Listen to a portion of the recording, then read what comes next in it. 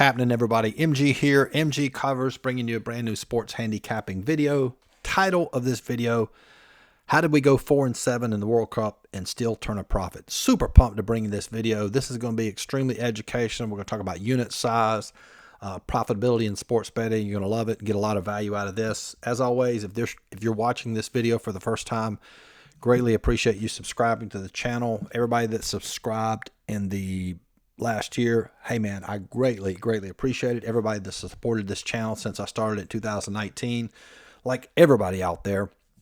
It's not the growth that I wanted to have, but I am so thankful and blessed for everybody that's followed this channel. I try to put out good content. Obviously there's a service attached to this. You can become a client, but I want to make sure that the content I put out is valuable content. So if somebody just subscribes to this channel, and I encourage you to do that, you're going to get a ton of value and learn a lot about sports betting.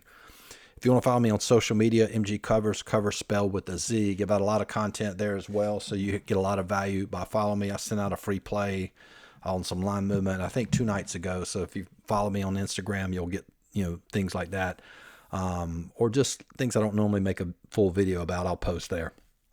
All right, let's dive into this video. This is going to be, like, I'm super excited about this, to go through this with you.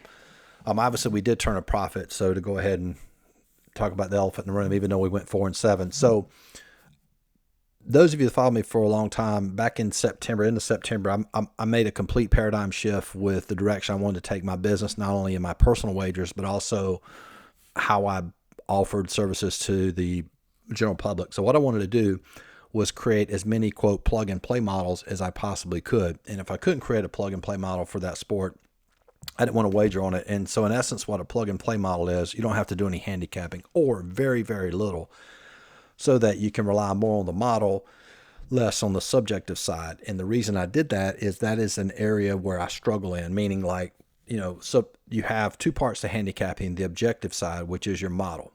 All right.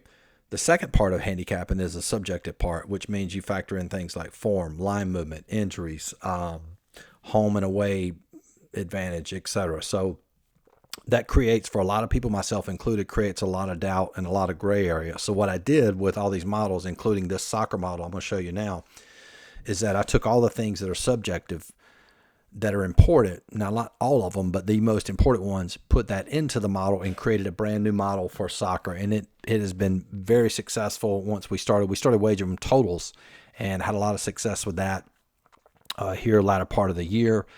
And then I was reluctant to wager on World Cup. I told myself I wasn't going to do it, but I felt like I probably should. And that's one thing I want to do more of this year. Once I get a model that I know is going to work, trust it, and just be smart and make good, solid wagers, which you're going to see in this video. So we'll dive right into it. This is the very first wager of World Cup. You can see there 12-2s when we made this wager.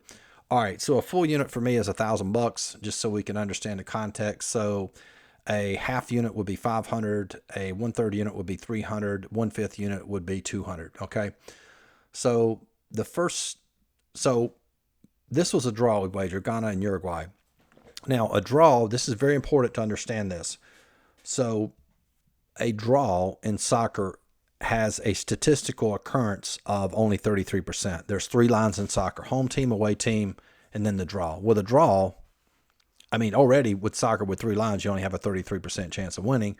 The home team wins more often than the draw and the away team. In a majority of soccer leagues, there was no home team in the World Cup. There was no away team in the World Cup. So realistically, we only had a 33% chance of cashing any draw.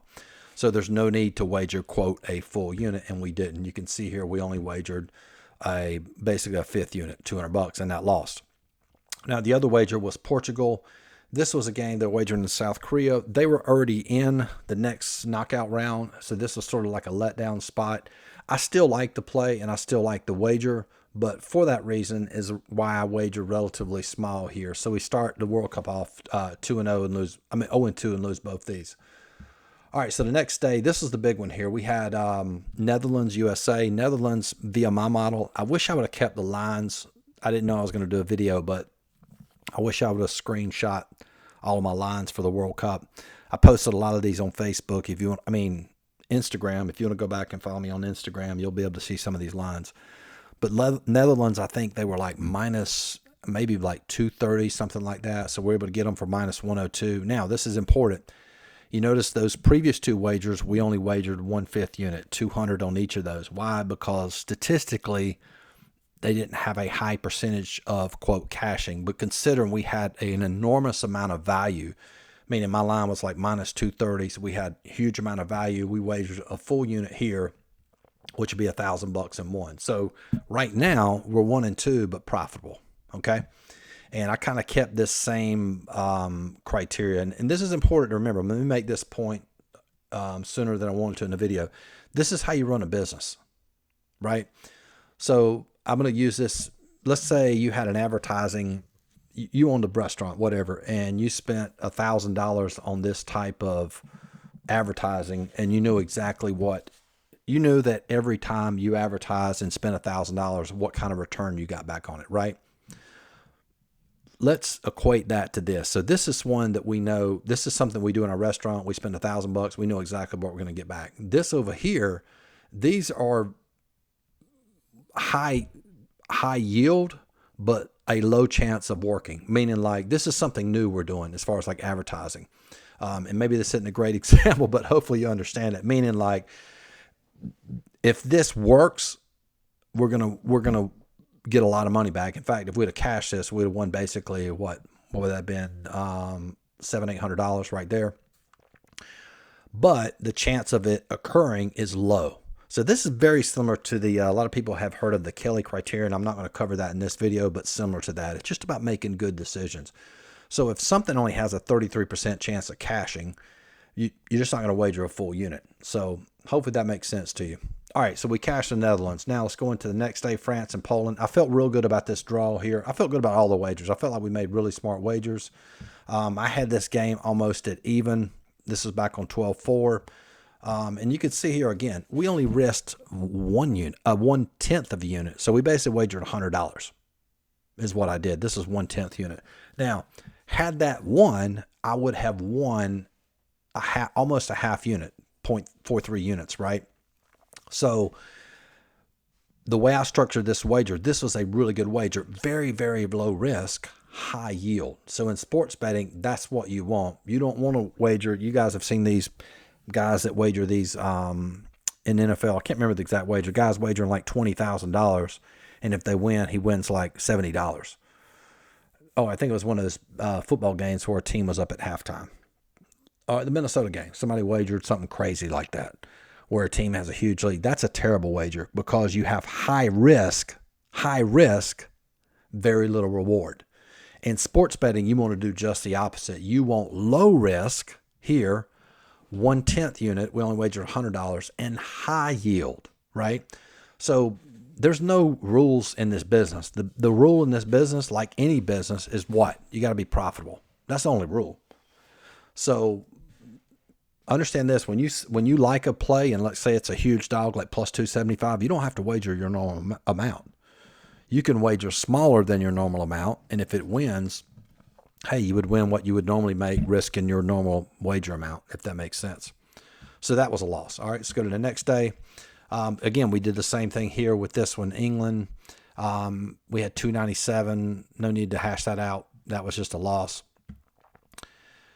And then Japan. Now, I wish I had the line for this. I really felt good about this wager. My line was, I can't remember what we had Japan. We had Japan as really huge favorites here, maybe like minus 200 Japan line. And they were winning this match at halftime, 1-0. But I think this ended in a draw. But again, that's why you saw me wager here. I upped it to a third unit, right? Because I felt better about it. It wasn't a draw play. We had a lot of value with Japan. Didn't hold on to win, but in my opinion, still a good wager. All right, now this was the big one here. We have Portugal and Switzerland. I thought this was a same deal. I can't remember my line. I may have even had Switzerland as a dog on this line, and I'm sure we had Portugal minus 200, maybe even minus 250, something like that. And again, wagered a full unit here. Again, this was high percentage play, so we went ahead and wagered the full unit. Now, important to see here in soccer, you'll see this, just a quick tip. In soccer, you have a spread line and you have a side or a money line.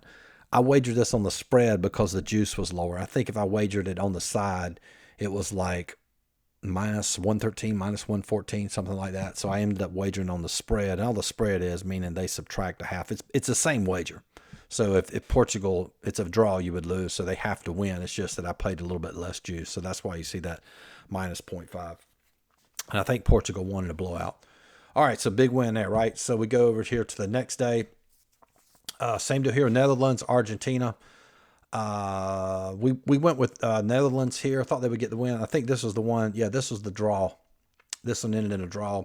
Still felt good about this wager, but considering how good Argentina was, I only risked 1/10 unit here. So 292 again, same principle. Low risk, high yield. All right, let's go to the next one. All right, this was the big win. Argentina, Croatia, again, same concept. I think here we had, both of these teams may have been a favorite via my line. I can't remember, but I know we had huge value with Argentina. And, of course, Argentina, we only had to lay minus 118. Again, full unit there, and won that one. All right, so let's take a look at this one. Now we get into totals. Now, one thing I noticed when I converted this, when I changed this soccer model, is that totals was really sharp, meaning like with the changes that I made to the model, you could actually wager totals. The old model was not as sharp as this, but once I changed it, very good for overs and very good for unders. So my line for this match was actually 2.2. Now, the way I handicap unders, if you're a client, I explained this in a coaching video, I was basically calculating, the way I calculated it was incorrect. So the new way I calculated, if my line is 2.25 and the book's line is 2.25, that means it's most likely going to end on that number. That's a simple way to explain it. So my line for this match was actually 2.25, and that was the line that I played. And if you don't know what that line is, it basically means half of your wager is on the 2, under 2, half the wager is on the 2.5. So as long as this game stays under 3, you win the wager. So if it ends on a 2, that means you push half of the wager and you win the other half, 2.5. That's exactly what happened. France won this 2-0. So we're able to cash the under. And again, right there, you can see we wagered a full unit. So didn't win the 1,000, but did win half of that, which would be 500. So solid wager. And then December 17th, like this wager, even though this went on the, we lost this one here. And again, I wasn't 100% convinced on this one. You can see that with the unit size. I changed the unit size, only wagered a 1/5 unit here. And we actually lost this one. And then finally, my last wager. Whoops, that's it. Hang on a second. All right. So that's it. Let's go back here. So let's pull up. That's an NBA log there. I'll come back to that in a second. Okay. So this was the betting log for the World Cup. Now, what's interesting, you can see there the record, we were 4-7. Again, if you were presenting this business to somebody that was an investor, like you had success, like this is me presenting it to somebody, and I told a potential investor, like, how did you do in the World Cup? And I said, I went 4-7. They wouldn't know what the hell that meant, right? Because they're from the business world. If they're an investor, what do they understand? They understand profit. They want to know maybe not amount of profit you made. They want to know the rate of return. They want to know that ROI. So if I give you X amount of dollars, what am I going to get in return, right? That's what they want to know, okay? So you can see here, again, we have a losing record, but look at this profit. We turned 2.24 units. So I basically made $2,240 in the World Cup. Now, this is so important over here. And what I did was I just showed you what we actually wagered, the amount we wagered. So every full unit wager we risked, we hit, right? Those were high percentage plays. We cashed that one, cashed that one, cashed that one, and cashed this one. So the total amount we wagered was 5,200. We made 2,240. 43% ROI. That is huge. So the way to calculate this, just so you know, you take, and I've went through this number before, you take the amount that you won, the little number on top, so which will be 2,240, divide that by the amount you risked, which was 5,200, and that comes to 43. So we risked this amount and we had a 43% return on our money, which is huge. And another reason why I'm super excited about soccer moving into the new year, because with this new model, I'm just so excited about it. We're going to probably use this same approach here, because obviously it worked in the World Cup, and I'm going to use that same type application of varying in unit size, so that we are focused on the most important thing, which is to turn a profit. Now, I want to show you some other models we're having a lot of success with before we wrap this video up. This is the NCAA basketball model. Done the same exact thing with this. This is a two-step process, which means there's literally no handicapping. You look for plays over here that have value. There's one other step, and we've tracked this the last, what's that, 44 plays. So went 25 and 19, that's 57%. Let's take a look at the NBA basketball model. Super excited about it. If you follow me on Instagram, I've been posting this. A ton of success with this, and there's lines for today. And so what I found with the NBA model is, it's, again, two-step process. We just look at double-digit favorites via my line, and there'll be a play contingent upon one other variable if we have value. And in value in NBA is we got to have about right at a 5-point differential. And that model's gone 37 and 27. Now, if you just played sides, we played a lot of underdogs here as well. You'd have been up 7.5 units, and that's a 58% win ratio. So I am super, super excited about NBA, NCAA basketball. Now, we're not there with NHL. I've made some tweaks to the new NHL model, so not there with NHL. If NHL is your gig, hey, I'm not there yet, but hopefully next couple weeks, continue to do a ton of testing over the holidays. I can get to that point. If you want access to this NBA model, where you can see all these plays here, as well as the NCAA basketball model, $49.95 per month, huge value there, because you have very little handicapping you have to do in order to be profitable, successful. You also get access to all my coaching videos. We upload one new coaching video a week. There's a total of 150 on the website. If you want access to everything I just mentioned, in addition to all my plays, $100 a month. And if you want to join for an entire year, that's the best value. Basically like getting an associate's degree in sports betting. That's $4.99 for the entire year. You save about $600 off the $99. And a link to joins in the description box. If I don't make another video before Christmas, hope you have a happy holiday, Merry Christmas, whatever you celebrate. And like this video, subscribe to the channel. Talk to you guys soon. Peace.